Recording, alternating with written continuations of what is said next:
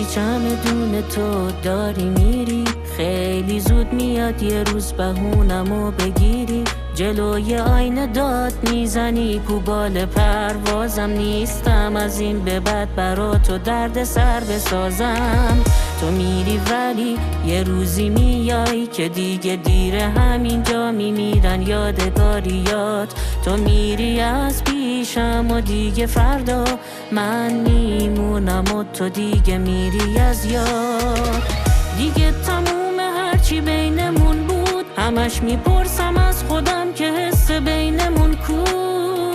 تو رفتی زیر و رو شد زندگیمون، دشمنم شدونی که یه روزی زندگیم بود. دیگه تموم هرچی بینمون بود، همش میپرسم از خودم که حس بینمون کو.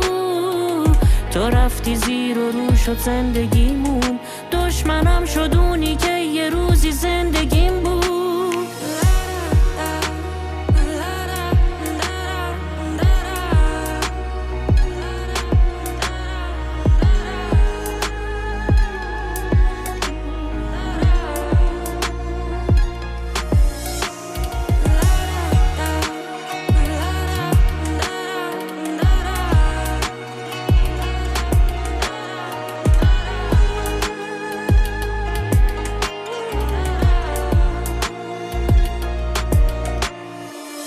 عوض شدی که نمیشناسم تو رو، نمیخوام چی بشنوم، فقط برو برو که دل بریدم از روزای با تو. فکرشم نکن یه روزی کی بگیره جا تو.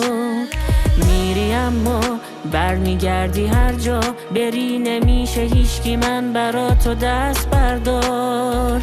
بدون من نمیشه سپری هر آن، تنگ میشه واسه من دل تو هر بار. دیگه تموم هرچی بینمون بود، همش میپرسم از خودم که حس بینمون کو. تو رفتی زیر و رو شد زندگیمون، دشمنم شدونی که یه روزی زندگیم بود. دیگه تموم هرچی بینمون بود، همش میپرسم از خودم که حس بینمون کو. تو رفتی زیر و رو شد زندگیمون، دشمنم شدونی که یه روزی زندگیم بود.